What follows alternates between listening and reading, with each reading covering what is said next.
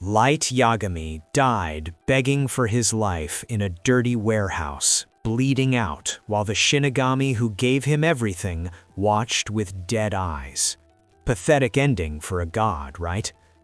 Except here's what nobody talks about.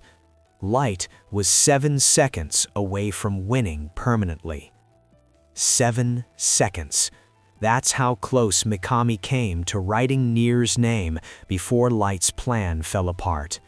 If Mikami had been just slightly faster, or if Nier had hesitated even once, Light Yagami would have walked out of that warehouse as the undisputed god of the new world. Nier, Matsuda, Aizawa, all dead. No witnesses, no evidence, just Kira's perfect victory. So let's run that simulation, because the world where Light wins isn't the utopia he promised. It's something far more terrifying. Before we rewrite history, we need to understand something crucial. Light didn't lose because Nier was smarter. The manga makes this explicitly clear. Nier himself admits that without Mello's sacrifice providing critical information, he never would have caught Kira. Light lost because 2 successors, working independently, managed to create enough chaos that his perfect system showed cracks. But what if Mello died earlier in the story, before kidnapping Takada, before forcing Light into reactive mistakes? What if Nier was working alone? The math changes completely. Light had contingencies for single opponents. He'd beaten L, the greatest detective in the world. He'd manipulated Rem into killing for him. He'd turned the entire investigation into his personal puppet show. One opponent, no matter how intelligent, wasn't enough to stop him. So let's run that simulation, because the world where Light wins isn't the utopia he promised. It's something far more terrifying. January 28, 2010. The Yellow Box warehouse confrontation happens exactly as planned. But this time, there's no Takada kidnapping forcing Light to act desperately. Without Mello's interference, Takada is never compromised as a backup Death Note user. Light's system remains intact. Nier still figures out that Mikami is ex-Kira. He still sets up the warehouse meeting. But here's where the timeline splits. Without Mello's kidnapping forcing Mikami to break routine and visit the bank, Nier has no proof that Mikami's notebook is fake. He suspects, but suspicion isn't evidence. The meeting happens. Nier asks to see the Death Note. Mikami presents the fake notebook, exactly as Light planned. Nier examines it, looking for the evidence he needs to prove it's been replaced. But that evidence doesn't exist, because Mikami never made the panicked bank visit that exposed the real notebook's location. Nier can't prove anything. He has theories, but Light has spent 5 years as L building an untouchable position. Without hard evidence, Nier can't act, and in that moment of hesitation, Light wins. He doesn't gloat. That was his mistake in the original timeline, assuming victory before it was complete. This time, Light stays cautious. He allows Nier's investigation to continue, even encourages it, knowing the trail leads nowhere. Mikami keeps the real Death Note hidden. Takada continues as Kira's voice, and Light as L maintains his perfect cover. 3 months later, Nier quietly closes the investigation. Not because he stopped suspecting Light, Nier never stops suspecting, but because without evidence, he has no legal basis to continue. Kira's killings continue, but the investigation stalls. Light doesn't celebrate. He waits. Now here's where most people get Light's character wrong. They assume winning would make him happy, satisfied, complete.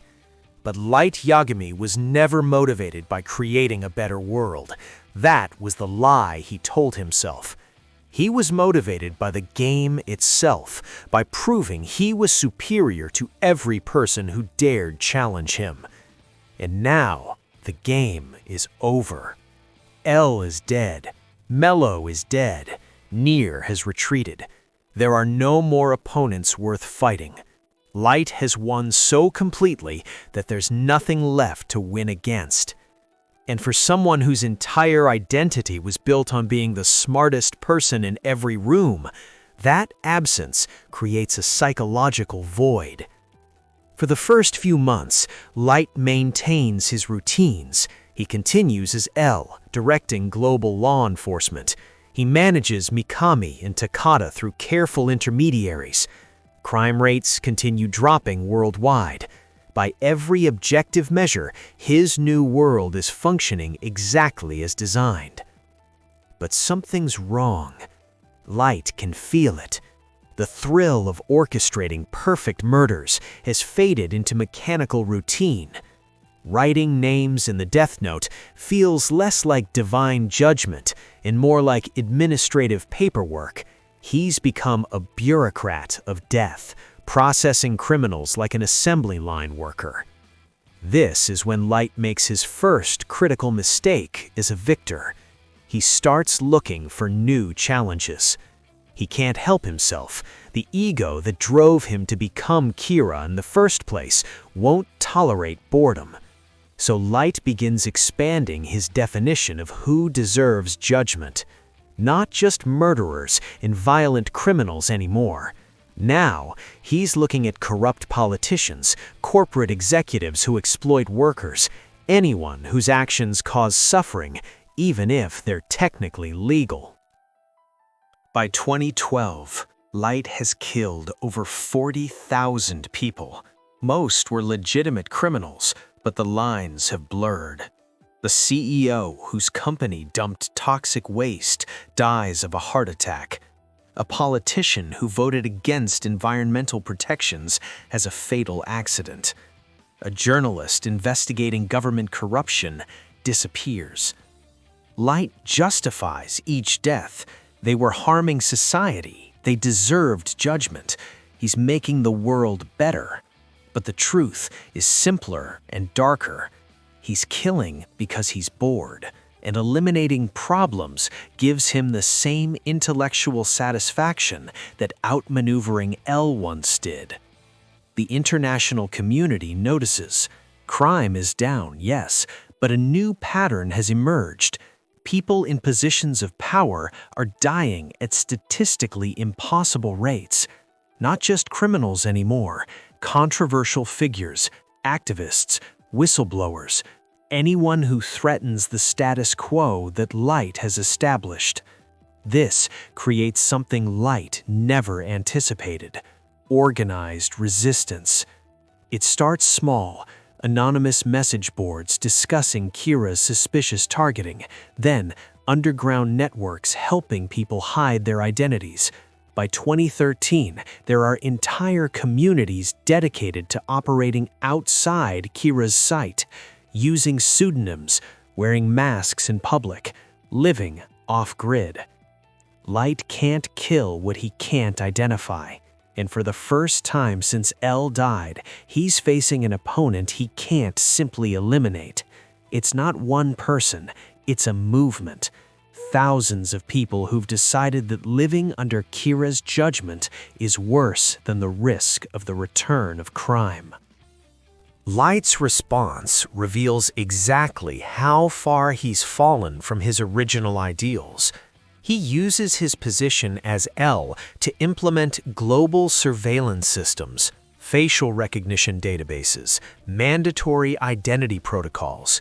He argues it's necessary for public safety, and traumatized by years of Kira's executions, most people accept. Within 2 years, privacy is essentially extinct. Every major city has cameras feeding into databases Light can access. Social media requires real identity verification. Anonymous communication is criminalized as harboring potential criminals from justice. And it works. The resistance collapses as Light systematically identifies and eliminates its leaders. By 2015, organized opposition to Kira is extinct. Light has created the most controlled human civilization in history. But here's what he didn't anticipate. Winning completely means ruling completely. There's no one left to delegate to, no one he can fully trust with the truth.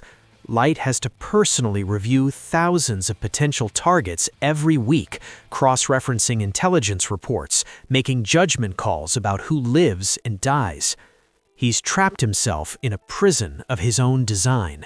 He can never stop, never rest, never let his guard down, because the moment Kira's killings pause, crime will return. And if crime returns, it proves his entire system was just temporary suppression rather than permanent solution. Light Yagami has become a slave to his own godhood. The worst part isn't the isolation or the endless work, it's the realization that slowly creeps up on Light over the years. He's not actually making people better, he's just making them afraid. In the original timeline, Light died before confronting this truth, but in this timeline, he lives long enough to see the consequences. Crime is down because people are terrified, not because humanity has become more moral. Remove Kira's threat for even a moment, and violence would return instantly. He hasn't created a better world. He's created a world on pause, held in artificial stasis by constant fear of divine retribution. The moment he dies, and eventually he will die, everything collapses. Light understands this by his mid-30s. He's been Kira for nearly 15 years, and nothing has fundamentally changed about human nature. He's killed hundreds of thousands of people, and it hasn't made the survivors more virtuous, it's just made them better at hiding. So here's the final dark irony. Light wins every battle, but loses the war he never admitted he was fighting. He defeats El, he defeats Nier and Mello, he establishes his new world order, he becomes the god he always believed he deserved to be. And 40 years later, when Ryuk finally gets bored and writes his name in the Death Note, Light dies having accomplished nothing permanent. Within 6 months of his death, crime rates begin climbing back to pre-Kira levels. Within 2 years, they exceed them because an entire generation grew up without developing internal moral frameworks, relying instead on external fear. Light's new world collapses faster than it was built. The surveillance systems remain, though, the global databases tracking every citizen, the cameras on every corner. Light's real legacy isn't a more peaceful world, it's the infrastructure of totalitarianism that future dictators will use for generations. In the original Death Note ending, Light dies pathetically, begging Ryuk to save him. It's humiliating, but at least it's quick. In this timeline where Light wins, he lives long enough to watch his perfect world reveal itself as a fragile illusion held together by terror. He spends 40 years as a god, only to realize that gods are just humans with better weapons and worse consciences. The question isn't whether Light could have won, it's whether anyone should ever win that completely. Because total victory, as it turns out, is just another name for absolute corruption. Light Yagami got exactly what he wanted in this timeline, and that might be the cruelest punishment of all. But here's my question for you. If you found a Death Note tomorrow, could you resist becoming Light? Could you stop at just the worst criminals? Or would you, like him, keep finding new justifications until you'd built your own prison of godhood? Drop your honest answer below, and if you say you'd be different, tell me exactly where you'd draw the line that Light couldn't. Hit subscribe so you don't miss it, because in the world of Death Note, the real horror isn't the supernatural, it's what happens when brilliant people convince themselves that the ends justify the means. See you in the next paradox.